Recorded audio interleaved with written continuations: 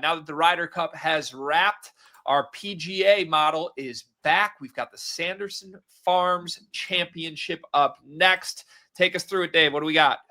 Sanderson Farms Championship, folks. So like we said, we're back after the Ryder Cup, which is pretty exciting. We got several FedExCup Fall events coming up. We cashed Tommy Fleetwood at plus 1,400 to end the Tour Championship. That was right before this podcast launched, so you didn't get it on here, but you got it on dimers.com. But we cashed Ben Griffin's ladder and as a winner without Scotty Scheffler at the Procore Championship, which we did talk about on here. So the model's on a very strong golf run to both end the season and begin FedExCup Fall. We're going to Country Club of Jackson in Mississippi for the Sanderson the Sanderson Farms Championship. These names are a bit of a mouthful sometimes. We got Akshay Bhatia as the top overall projected winner. He's both the sportsbook favorite and the model's favorite. So we're going to be looking at the value on him as well as a couple other guys. He's one of the top names in this entire field and should be lined up for a pretty good weekend, as the key stats for success here are strokes gained, approach and putting, birdie or better percentage, and par 5 scoring, which kind of go hand in hand there, and driving distance. You want guys who can bomb the ball, not worried so much about accuracy, because this course actually plays as one of the easiest on tour. It's ranked the 8th easiest. Last year it played as the easiest course. There are minimal hazards, the rough isn't bad, and it's very favorable for long hitters and strong putters. So Bhatia plus 2,000 on DraftKings. He's got 4 top 10s and 10 top 25s this year. He's finished top 30 in 6 events since June, with 1 withdrawal in that span. On a run of T6, T26, T13, and T11 through FedEx Cup and the fall events at the Procore Championship. So he's on a really nice form, probably one of his better stretches of the season. He doesn't quite match the driver profile. He's kind of low ranked on distance, but he's 30th on tour in putting, 10th on approach, 10th in birdies or better. He can score. He can shorten the greens up pretty nicely. His fair odds would be plus 1,500. So you're getting pretty solid value as well on a ladder, with his top 20 sitting at even money and 49.4% probability.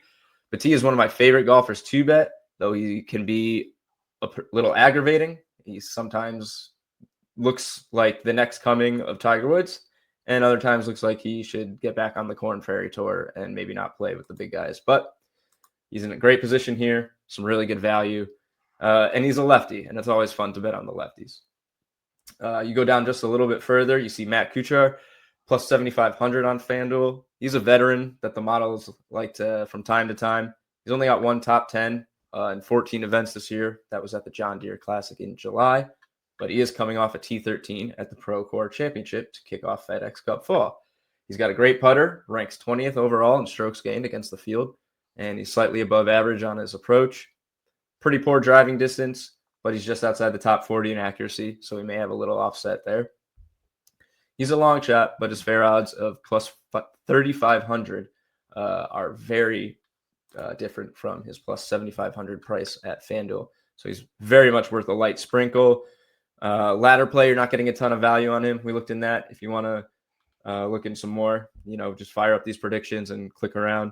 You can check him out for top 5, top 10, top 20, all right up here.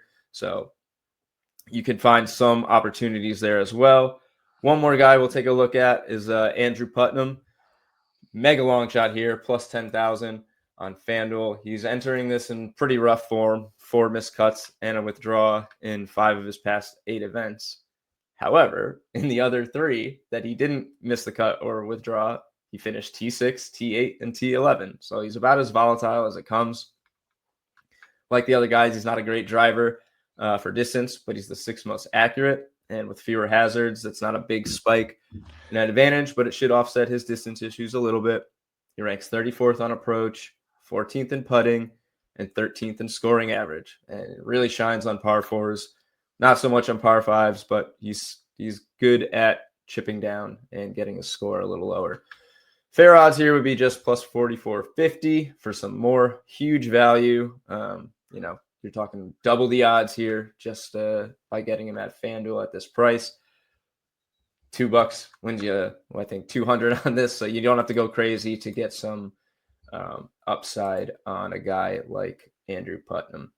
A couple other guys that I just personally like that aren't necessarily loved by the model, but they'll be on my radar are Jesper Svensson at plus 8,000 and Nikolai Højgaard at plus 4,000. They both have really, really strong drivers and very good putting. I believe Svensson is third and Højgaard's fourth in driving distance.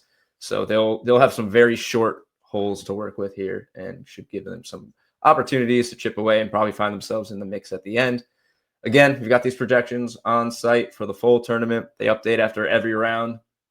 We also have a really cool head-to-head predictor tool, so you can mix up some golfers, simulate their chances of beating one another, and you can use that for some matchups, 3-balls, and group play markets as well. We'll be riding these plays out and checking in on some updates throughout the week on social and on the Dimers website. So please check these out, and good luck with whoever you tail at the Sanderson Farms Championship.